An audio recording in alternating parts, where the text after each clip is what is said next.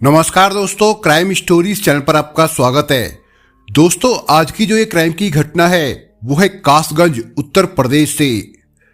30 अक्टूबर 2016 को दिवाली का त्योहार था, इसलिए सारे शहर की सड़कों पर ही नहीं गली में भी चहल पहल थी। हर कोई खुश नजर आ रहा था। सिर्फ हेमंती एक ऐसा आदमी था जो ऊपर से ही भले खुश नजर आ रहा था, लेकिन अंदर ही अंदर वो सुलग रहा था। दोपहर बाद वो अपने दोस्त मनोज के मेडिकल स्टोर पर पहुंचा और उससे घूमने चलने को कहा। इसके बाद दोनों ने घूमने की योजना बनाई और एक अन्य दोस्त सलीम को बुलाकर मोटरसाइकिल से घूमने निकल पड़े। तीनों दोस्त काफी देर तक बाजार में घूमते रहे। शाम हो गई तो हेमंत ने दोनों से कहा, मोटरसाइकिल छपरी गली की ओर ले चलो, मैं तुम लोगों को वहां एक तमाशा दिखाता हूं।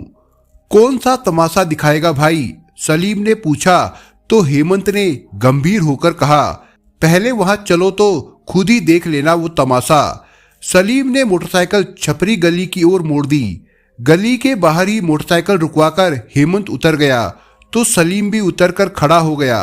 शाम का समय था। दिवाली का त्योहार होने की वजह से लोग दिए जला रहे थे। गली में बच्चे पटाखे फोड़ रहे थे। हेमंत ने मनोज से उसकी पिस्टल मांगी और गली में घुस गया। वो जिस घर के सामने जाकर रुका वो भारती महेश्वरी का घर था। उनकी मौत हो चुकी थी। घर में पत्नी सुनीता, बेटा तुषार, बेटी प्रेरिका और छोटे भाई की पत्नी पूजा और बहन का बेटा रानू था। प्रेरिका उस समय घर के बाहर दिए जला रही थी। हेमंत उसी के पास जाकर खड़ा हो गया। उसे देखकर प्रेरिका हड़बड़ा सी गई। उसने हेमंत को घूरते हुए पूछा, तुम यहाँ कैसे? क्यों, मैं नहीं आ सकता क्या? ये कहकर हेमंत ने उसका हाथ पकड़कर खींचा तो उसने शोर मचा दिया। उसकी चीख पुकार सुनकर उसकी बुआ का बेटा रानू और छोटा भाई तुषार बाहर आ गया। उन्होंने प्रेरिका को छुड़ाकर हेमंत को घेर लिया। खुद को घिरा पाकर हेमंत घबरा गया और उसने मनोज की पिस्टल सीधी करके प्रेरिका पर गोली चला दी, जो उसके पेट में लगी। गोली लगते ही वो गिर गई। इसके बाद उसने रानू पर भी गोली चला दी, जो कि उसके पेट में लगी।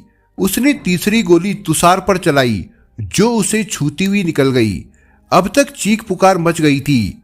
गोलियों की आवाज सुनकर गली वाले इकट्ठा हो गए थे। हेमंत ने भागना चाहा, लेकिन तभी उसे अजीत ने घेर लिया। अजीत हेमंत पर भारी पड़ा तो पकड़े जाने के डर से उसने अजीत पर भी गोली चला दी, जो सीधे उसके सीने में लगी। उसकी तुरंत वहीं पर मौत हो गई। अजीत तातरपुर निवासी प्रेरिका के भाई राहुल की दुकान पर नौकरी करता था। वो शादीशुदा ही नहीं बल्कि एक बेटी का बाप भी था। अजीत के गिरते ही गली में अफरा तफरी मच गई, जिसका फायदा उठाकर हेमंत दोस्तों के साथ भाग निकला। किसी ने पुलिस कंट्रोल रूम को इस घटना की सूचना दे दी तो वहां से मिली सूचना के आधार पर SP Sunil Kumar, ADM Surendra Kumar, CO Ahmad और थाना प्रभारी पदम सिंह पुलिस बल के साथ घटना स्थल पर आ पहुंचे। पुलिस ने घायलों को तुरंत अस्पताल भिजवाया और मृतक अजीत के घर वालों को सूचना दी।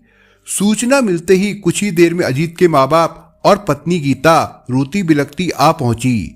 औपचारिक पूछताछ के बाद पुलिस ने घटनास्थल की कार्रवाई निपटाकर अजीत के शव को पोस्टमार्टम के लिए भिजवा दिया और थाने लौटकर घायल प्रेरिका के घर वालों की ओर से गोली चलाने वाले हेमंत और उसके दोस्तों मनोज तथा सलीम के खिलाफ हत्या तथा हत्या के प्रयास का मुकदमा दर्ज कर दिया। इसके बाद पुलिस हेमंत को गिरफ्तार करने उसके घर पहुंची तो वही नहीं, उसके दोनों साथी भी अपने अपने घरों से फरार मिले। पुलिस ने तीनों की गिरफ्तारी के लिए जगह जगह छापे मारने शुरू किए। इसका नतीजा ये निकला कि घटना के तीसरे दिन यानी 2 नवंबर 2016 को हेमंत पुलिस के हाथ लग गया। पुलिस द्वारा की गई पूछताछ में हेमंत ने कहा कि वो वहां घूमने गया था। लोगों ने उसे घेर लिया तो गोलियां उसने अपने बचाव में चलाई थी। इसके बाद गोलियां चलाने की जो कहानी निकलकर सामने आई वो इस प्रकार थी। उत्तर प्रदेश के जिला कासगंज की छपरी गली में रहते थे भारती महेश्वरी।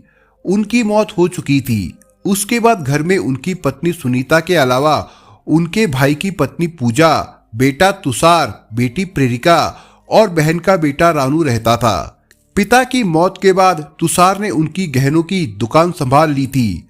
12वीं पास करने के बाद प्रेरिका कोई प्रोफेशनल कोर्स करना चाहती थी। उसने ये बात घर वालों से कही तो उन्होंने उसका दाखिला दिल्ली में NIT में कंप्यूटर सीखने के लिए करा दिया।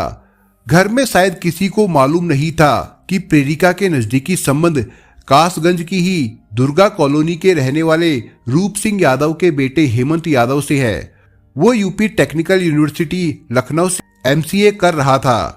कासगंज में पढ़ाई के दौरान हेमंत की मुलाकात प्रेरिका से हुई थी। कॉलेज में पढ़ते समय दोनों मिले तो कुछ ऐसी बातें हुई कि एक दूसरे की ओर आकर्षित हो गए। इसका नतीजा ये निकला कि दोनों एक दूसरे से प्यार करने लगे। 12वीं करने के बाद हेमंत आगे की पढ़ाई के लिए जहां लखनऊ चला गया तो वही प्रेरिका दिल्ली। दोनों भले ही दूर दूर हो गए थे, लेकिन मोबाइल के जरिए उनका संपर्क बना रहता था। कंप्यूटर का कोर्स पूरा हो गया तो प्रेरिका ने BCom में दाखिला लेने के साथ बैंकिंग की कोचिंग में भी दाखिला ले लिया था। अब तक हेमंत की पढ़ाई पूरी हो गई थी। उसे दिल्ली की रिलैक्सो कंपनी में नौकरी मिल गई तो वो भी दिल्ली आकर रहने लगा था। दिल्ली में तो प्रेरिका पर कोई नजर रखने वाला नहीं था और ना ही हेमंत पर। दोनों खुलेआम मिलने जुलने और साथ साथ घूमने फिरने लगे। प्रेरिका भले ही हेमंत से मिलजुल रही थी और घूम फिर रही थी, लेकिन अपने इस प्रेम संबंध को वो वैवाहिक संबंध में तब्दील नहीं कर सकती थी। इसकी वजह ये थी कि उसकी और हेमंत की जाति अलग अलग थी। दोनों के ही घर वाले उनकी शादी के लिए कतई तैयार ना होते। हेमंत और प्रेरिका ने अपने प्रेम संबंधों को बहुत छिपाया, पर उनके घर वालों को उनके प्रेम संबंधों का पता चल ही गया। फिर तो दोनों के ही घर वाले परेशान हो उठे। ना हेमंत के घर वाले दूसरी जाति की लड़की से शादी करने को तैयार थे और ना प्रेरिका के घर वाले दूसरी जाति के लड़के से शादी कराना चाहते थे। दोनों के ही घर वालों ने उन्हें समझाने का काफी प्रयास किया, लेकिन दोनों ने कोई उचित जवाब नहीं दिया। कोई ऊंच नीच ना हो जाए, ये सोचकर हेमंत के घर वाले उसके लिए लड़की ढूंढने लगे। ये जानकर हेमंत परेशान हो उठा। दूसरी ओर प्रेरिका भी कोई फैसला नहीं ले पा रही थी, इसलिए हेमंत भ्रम में था। वैसे वो अपने पैरों पर खड़ा था, जिससे चाहता उससे शादी कर सकता था। आखिर रूप सिंह ने हेमंत के लिए अलीगढ़ की एक लड़की पसंद कर ली। जब इस बात की जानकारी हेमंत को हुई तो वो चिंतित हो उठा। उसने प्रेरिका से कहा कि अब उसे जल्द ही फैसला कर लेना चाहिए कि वो उससे शादी करेगी या फिर नहीं। इस पर प्रेरिका ने कहा कि वो किसी तरह इस शादी को कुछ समय के लिए टाल दे। उसे जैसे ही नौकरी मिल जाएगी वो उससे शादी के बारे में विचार करेगी। प्रेरिका का ये व्यवहार हेमंत की समझ में नहीं आ रहा था। वो तनाव में रहने लगा। प्रेरिका के कहने पर उसने घर में शादी के लिए मना कर दिया। उसने घर में कहा था कि अभी उसकी नई नई नौकरी है, ऐसे में अभी शादी का झंझट ठीक नहीं है। लड़का बड़ा हो गया था, इसलिए माँ बाप को उसकी बात माननी पड़ी। उन्होंने शादी के लिए मना कर दिया, लेकिन जब समय बीतने के साथ प्रेरिका ने कोई फैसला नहीं लिया तो हेमंत को लगने लगा कि प्रेरिका शादी को लेकर गंभीर नहीं है। उसे लगा कि शायद वो उसके साथ खेल रही है। ये बात उसे परेशान करने लगी थी, क्योंकि अब प्रेरिका उससे कटने लगी थी। वो जब भी उससे मिलने को कहता वो कोई ना कोई बहाना बना देती। उसका फोन भी रिसीव करना कम कर दिया था। कभी कभी तो बात करते करते ही फोन काटकर स्विच ऑफ कर देती थी।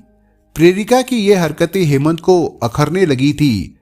परेशान होकर आखिर एक दिन उसने ही पूछ लिया, प्रेरिका आखिर तुम चाहती क्या हो? साफ साफ क्यों नहीं बता देती? प्रेरिका ने तुनक कर कहा, मेरी मम्मी को हमारे प्यार के बारे में पता चल गया है। उन्होंने कसम दिलाई है कि मैं तुमसे बिल्कुल ना मिलूं। हेमंत अवाक रह गया। प्रेरिका ये क्या कह रही हो? उसे तो वैसे भी लग रहा था कि प्रेरिका की जिंदगी में कोई और आ गया है, इसलिए वो उससे दूर भाग रही है। उसने ये बात प्रेरिका से कही तो उसने कहा, ये तुम क्या कह रहे हो हेमंत? मैं तो वही कह रहा हूँ जो तुम्हारे बात व्यवहार से मुझे लग रहा है, लेकिन तुम्हारे लिए ये ठीक नहीं होगा प्रेरिका। तो तुम मुझे धमकी दे रहे हो? धमकी ही समझ लो। प्रेरिका अगर तुमने खुद को सुधारा नहीं तो मैं तुम्हारे लिए कुछ भी कर सकता हूँ। ये कहकर हेमंत चला गया। प्रेरिका प्रेमी की इन बातों से बुरी तरह से डर गई थी। दूसरी ओर हेमंत का दिल भी टूट चुका था। प्रेरिका की दूरी उसे परेशान कर रही थी, इसलिए उसे उस पर गुस्सा आ रहा था। इसी गुस्से में उसने प्रेरिका के साथ का अपना एक वीडियो सोशल मीडिया पर वायरल कर दिया। प्रेरिका ने जब उस वीडियो को देखा तो परेशान हो उठी। हेमंत उसे इस तरह बदनाम करेगा उसने कभी सोचा भी नहीं था। जब इस बात की जानकारी प्रेरिका के घर वालों को हुई तो सबकी नींदें उड़ गई। उन्होंने समाज के कुछ लोगों को अपनी परेशानी बताई तो उन्होंने हेमंत के घर वालों से बात की। इसके बाद दोनों ओर के कुछ लोग इकट्ठा हुए। सबने हेमंत और प्रेरिका को बुलाकर समझाया और अपनी अपनी जिंदगी जीने की सलाह दी। प्रेरिका ने जब कहा कि अब वो हेमंत से कोई संबंध नहीं रखना चाहती तो बड़े बुजुर्गों ने हेमंत को सख्त हिदायत दी कि अब वो प्रेरिका से बिल्कुल नहीं मिलेगा। हेमंत ने सबके सामने वादा कर लिया कि अब वो प्रेरिका से बिल्कुल नहीं मिलेगा, वो उसे फोन भी नहीं करेगा। बड़े बुजुर्गों के सामने दबाव में हेमंत ने वादा तो कर लिया कि वो प्रेरिका से बिल्कुल नहीं मिलेगा और उसे फोन भी नहीं करेगा, लेकिन शायद वो प्रेरिका के बिना रह नहीं सकता था। घर वालों को लग रहा था कि हेमंत सुधर गया है, इसलिए उन्होंने उसकी शादी मैनपुरी में तय कर दी। लड़की रिटायर फौजी की बेटी थी। रूप सिंह और उसकी पत्नी को लगता था कि शादी के बाद सब ठीक हो जाएगा, बेटा प्रेरिका को भूलकर अपनी गृहस्थी को संभाल लेगा। अब तक प्रेरिका की पढ़ाई पूरी हो चुकी थी, इसलिए वो कासगंज आकर रहने लगी थी। उसे भी पता लग गया था कि हेमंत की शादी हो रही है। उसे भी लगा कि शादी के बाद हेमंत उसे परेशान नहीं करेगा। सन 2016 के अप्रैल महीने में हेमंत की शादी हो गई। घर वाले चाहते थे कि वो पत्नी को अपने साथ दिल्ली ले जाए, लेकिन हेमंत पत्नी को साथ नहीं ले गया। भले ही हेमंत की शादी हो गई थी, लेकिन वो प्रेरिका को भूल नहीं पा रहा था। उसके साथ गुजारे गए पल उसे बार बार याद आ रहे थे, जिससे उसे ये सोच सोचकर गुस्सा आ रहा था कि प्रेरिका ने उसके प्यार को मजाक बनाकर रख दिया। हेमंत से रहा नहीं गया तो उसने प्रेरिका को फोन करके कहा कि वो उससे मिलना चाहता है, लेकिन प्रेरिका ने मिलने से मना कर दिया। उसने कहा कि अब तो उसकी शादी हो चुकी है, इसलिए अब वो उससे मिलकर क्या करेगा, उसे अपनी पत्नी में दिल लगाना चाहिए। हेमंत गुस्से में उबल पड़ा। बस उसने उसी समय तय कर लिया कि अब वो प्रेरिका के इस व्यवहार का बदला लेकर ही रहेगा। दूसरी ओर घबराकर प्रेरिका ने अपना मोबाइल नंबर बदल दिया था, जिससे हेमंत की उससे बात नहीं हो पा रही थी। इससे उसका गुस्सा बढ़ता ही गया। बात न होने की वजह से उसका मन बेचैन रहता था। उसकी पत्नी को भी उसका व्यवहार अजीब लगता था। उसे सच्चाई का पता नहीं था, फिर भी उसे लगता था कि कुछ तो गड़बड़ जरूर है। दिवाली का त्योहार आया तो हेमंत घर आया, लेकिन त्योहार को लेकर उसके दिल में कोई उत्साह नहीं था। दिवाली के दिन वो अपने दोस्त मनोज की दुकान पर गया। उसकी कमर पर लगी उसकी लाइसेंसी पिस्टल देखकर एकदम से उसे प्रेरिका से बदला लेने की बात याद आ गई। इसके बाद बदला लेने के लिए उसने उसे गोली जरूर मारी, पर वो बच गई। उसके बदले मारा गया निर्दोष अजीत। पूछताछ के बाद पुलिस ने हेमंत को अदालत में पेश किया, जहां से उसे जेल भेज दिया गया था। बाद में मनोज और सलीम ने अदालत में सरेंडर कर दिया था, जहां से उन्हें भी जेल भेज दिया गया था। इस मामले में मारे गए अजीत का परिवार अनाथ हो गया। जिला अधिकारी ने सहानुभूति जताते हुए प्रधानमंत्री फंड से सहायता दिलाने का वादा किया था, लेकिन उसके घर वालों को तो कभी ना भुलाने वाला गम मिल गया था। दोस्तों, आप अगर चैनल पर नए हो तो आप चैनल को सब्सक्राइब करने के साथ कमेंट बॉक्स में इस कहानी के बारे में अपने विचार जरूर लिखिएगा। मिलता हूं एक नई कहानी के साथ, तब तक के लिए अपना ख्याल रखिएगा। धन्यवाद।